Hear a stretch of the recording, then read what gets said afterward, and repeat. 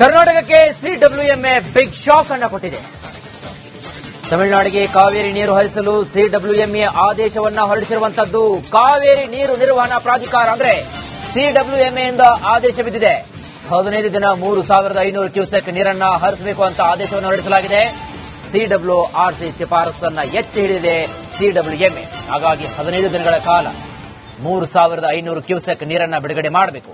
July 29ರಿಂದಲೇ ಅನ್ವಯವಾಗುವಂತೆ ಆದೇಶವನ್ನ ಹೊರಡಿಸಲಾಗಿದೆ. 7,000 ಕ್ಯೂಸೆಕ್ಗೆ ಬೇಡಿಕೆ ಇಟ್ಟಿತ್ತು ತಮಿಳುನಾಡು. ಕರ್ನಾಟಕಕ್ಕೆ ಸಿಡಬ್ಲ್ಯೂಎಂಎ ಇದೀಗ ಬಿಗ್ ಶಾಕ್ ಅನ್ನ ಕೊಟ್ಟಿದೆ. ಆ ಮುಖೇನ ಇವತ್ತು 2:30ಕ್ಕೆ ಒಂದು ಮಹತ್ವದ ಚರ್ಚೆಯನ್ನು ಕರೆಯಲಾಗಿತ್ತು. ಕಾವೇರಿ ನೀರು ನಿರ್ವಹಣಾ ಪ್ರಾಧಿಕಾರ ಇದೀಗ ಮಹತ್ವದ ಆದೇಶವನ್ನು ಹೊರಡಿಸಿದೆ. ಹಾಗಾಗಿ ಕರ್ನಾಟಕದಿಂದ ತಮಿಳುನಾಡಿಗೆ ಎಷ್ಟು ಪ್ರಮಾಣವಾಗಿ ಯಾವ ರೀತಿಯಾಗಿ ನೀರನ್ನ ಬಿಡಬೇಕು ಅಂತಕ್ಕಂಥ ಹಿನ್ನೆಲೆಯಲ್ಲಿ ಎರಡು ರಾಜ್ಯಗಳ ನಡುವೆ ಇದೀಗ ಕಾವೇರಿ ನೀರಿನ ಒಂದು ಸಾಕಷ್ಟು ಜಟಾಪಟಿ ನಡೀತಾ ಇತ್ತು, ತಾರಕಕ್ಕೆ ಇರ್ತಾ ಇತ್ತು. ಮತ್ತೊಂದು ಕಡೆಗೆ ಸಾಕಷ್ಟು ದಿನಗಳಿಂದ ಕನ್ನಡ ಪರ ಹೋರಾಟಗಾರರು ನಿರಂತರವಾಗಿ ಹೋರಾಟ ಮಾಡ್ತಾ ಇದ್ದಾರೆ, ಬೀದಿಗಳಲ್ಲಿ ಹೋರಾಟ ಮಾಡ್ತಾ ಇದ್ದಾರೆ. ಇವತ್ತು 2:30ಕ್ಕೆ ಮಹತ್ವದ ಸಭೆಯನ್ನ ಕರೆಯಲಾಗಿತ್ತು.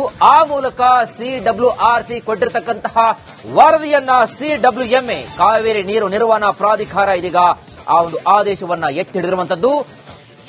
ಆ ಹಿನ್ನೆಲೆಯಲ್ಲಿ ಜುಲೈ 29ರಿಂದಲೇ ತಮಿಳುನಾಡಿಗೆ ನೀರನ್ನ ಹರಿಸಬೇಕಂತ ಆದೇಶವನ್ನು ಹೊರಡಿಸಲಾಗಿತ್ತು. ನೋಡಿ,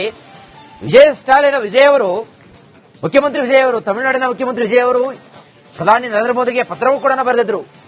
ನಮಗೆ ಬರಬೇಕಾಗಿರತಕ್ಕಂತಹ ನೀರು ಬರಲೇಬೇಕು. ಹಾಗಾದ್ರೆ ನಮ್ಮ ರೈತರು ಇಲ್ಲಿ ಸಾವು ಬದುಕಿನ ನಡುವೆ ಹೋರಾಟ ನಡೆಸ್ತಾ ಇದ್ದಾರೆ. ನಮಗೆ ಬರಬೇಕಾಗಿರತಕ್ಕಂತಹ ನೀರು ಬಿಟ್ರೆ ನಾವು ಸುಮ್ಮನಿರ್ತೀವಿ ಅಂತಕ್ಕಂತಹ ಒಂದು ನಿರಂತರ ಸುದೀರ್ಘವಾದ ಲೆಟರ್ ಅನ್ನ ಬರೆದಿದ್ರು.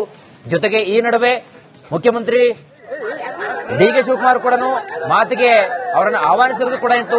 ಎಲ್ಲದರ ನಡುವೆ ಇದೀಗ ಕರ್ನಾಟಕಕ್ಕೆ ಸಿಡಬ್ಲ್ಯೂಎಂಎ ಬಿಗ್ ಶಾಕ್ ಅನ್ನ ಕೊಟ್ಟಿದೆ. ಸಿಡಬ್ಲ್ಯೂಆರ್ಸಿ ಶಿಫಾರಸನ್ನ